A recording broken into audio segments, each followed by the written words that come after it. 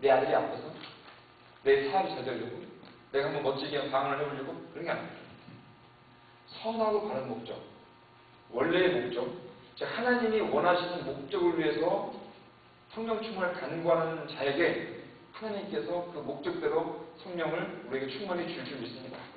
저와 여러분이 세상 끝에까지 가서 예수님의 증인으로 살도록 다짐하고 그것을 위해서 하나님께 성령 충만을 간절히 간구하면 그분께서는 그분의 계획과 시간에 따라서 믿고 간구하는 자들에게 풍성하게 주실 줄 믿습니다. 실제로 많은 분들이 매일매일 삶 속에서 예수님의 증인된 삶을 살고 있습니다. 그분들은 성령께서 주신 능력으로 그런 삶을 지금 살고 있는 것입니다. 저희 교회 공동체가 성령 충만한 교회가 되어간다고 하는 것을 알 수 있는 어떤 시금석은 바로 우리 교회가 예수의 증인의 역사를 이루어가고 있는지 그 일을 위해서 얼마나 애쓰고 노력하고 있는지를 보면 알 수 있습니다. 우리가 성령 충만한 교회인지 아닌지. 모든 일에서 예수 그리스도의 이름이 높아져야 됩니다. 그래야 우리가 예수님의 증인이 되는 거 아닙니까? 우리가 바깥으로 뭘 보여야 되는데 내 자신을 보이면 이거 성령 충만한 게 아닙니다. 우리 교회가 밖으로 보이는 것은 예수의 이름을 보여줘야 됩니다. 나는 예수의 이름을 나타내야 됩니다. 그 예수님의 이름의 그 권세가 드러나는 역사를 이루는 교회와 내 개인이 되어야 됩니다. 바로 우리 교회가 성령 충만한 교회인지를 그렇게 해서 나타내 보이는 것이고 우리 각자가 그런 삶을 살고 있는지를 나타내 보이는 것입니다. 스데반 선교 이후에 그 박해 때문에 막 흩어졌던 성도들이 막 도망가서 저 끝에 이 안디옥이라는 동네에 가서 시작된 작은 개척교회. 작은 개척교회가 이방 도시, 말하자면 저희 교회처럼 다른 마을들은 다른 동네에 작은 이방인으로 왔다. 세운 작은 교회가 그 도시 내에서 뿌리를 내린다는 것이 쉬운 일이 아니었던 거죠. 더구나 이단자로서. 그런데 그렇게 시작은 미약하고 어려운 상황이었지만 교회가 사명을 감당하기 위해서 주님의 부르심에 복종하기 위해서 선교사를 파송함으로써 여러분 기독교 역사상 최초로 제대로 선교사를 파송한 첫 번째 교회가 됐습니다. 예루살렘 교회가 아니라 기독교 역사상 최초로 선교사를 안주해서 이방적으로 파송한 첫 번째 교회가 안디옥 교회입니다. 우리 이스라엘 한인교회도 이런 일에 앞장서는 교회가 되길 축원드립니다.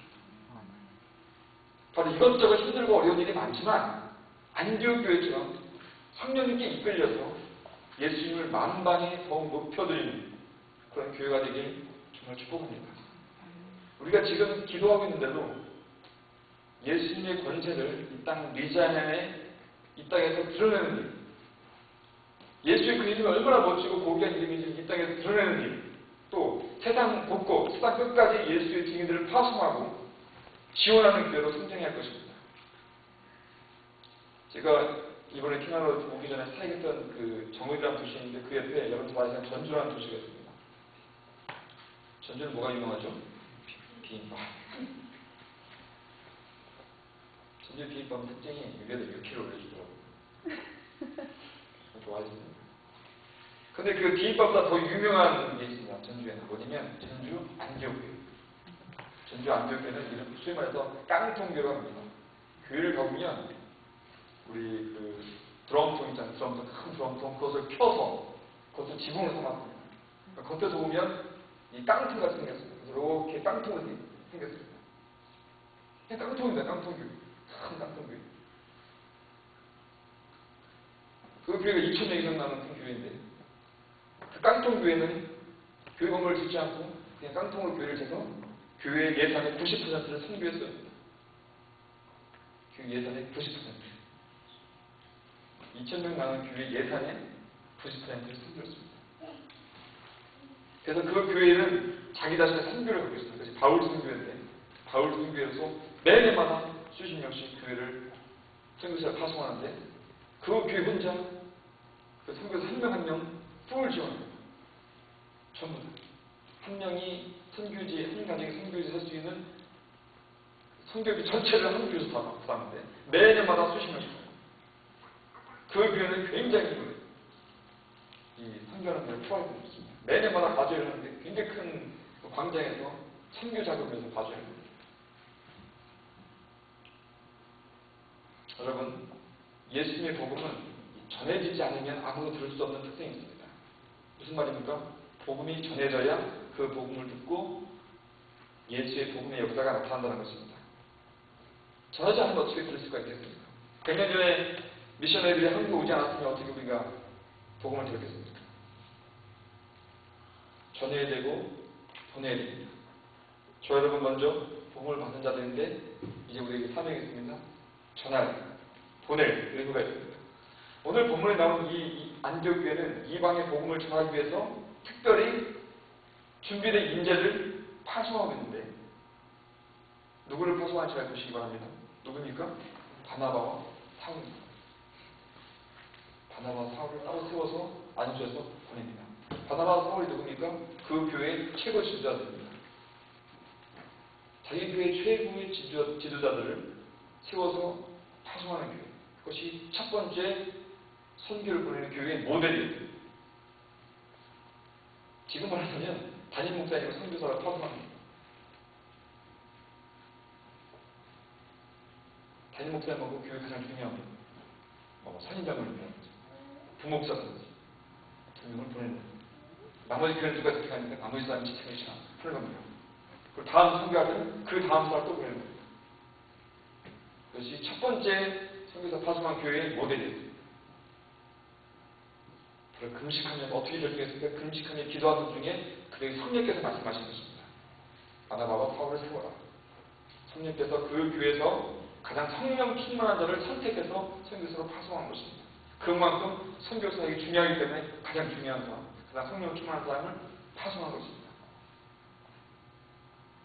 여러분, 여기서 우리가 발견할 수 있는 하나의 원칙이 있는데 그것은 무엇이냐면 선교와 교회의 관계입니다. 그래서 선교가 어떤 교회에 수속되어 있는 한 파트, 프로그램이 아니라 교회 자체는 선교를 위해 있는 것입니다. 교회가 존재하는 이유? 선교를 위해서 존재하는 겁니다. 그렇기 때문에 가장 중요한 사람은 선교사로 파송하는 거 아니겠습니까? 그래서 선교는 교회의 목적입니다. 따라해 보시겠습니까? 선교는 교회의 목적이다. 교회의 목적이다. 왜냐하면 성령 충만 없이 교회가 없고 그 성령 충만은 결국 예수의 증인 되라고 성령 충만이 오시는 것입니다. 교회가 있습니다. 교회가 제대로 되려면 성령 충만이 오셔야 되고 성령 충만이 임하면 그 교회는 선교의 교회로 바뀐다는 것입니다. 정리하면 교회는 바로 예수 그리스도를 증거하는 그 증인으로서의 사명을 감당하기 위해서 존재한다는 것을 우리는 다시 한번 확인할 수 있는 것입니다. 이렇게 하나님께서는 성령을 그 교회에 보내셔서 당신의 최대 관심사인 복음 전파와 선교를 주님께서 이루어 가십니다. 그분께서는 그분의 일을 하시는 것입니다. 그렇다면 우리는 현재 나 자신과 내가 속해 있는 이 교회가 이러한 하나님의 최대의 관심사이자 최대의 프로젝트에 우리가 얼마나 관심을 두고 있는지 우리는 살펴볼 필요가 있습니다. 그래서 파악하기는 쉽지 어려운 게 아닙니다.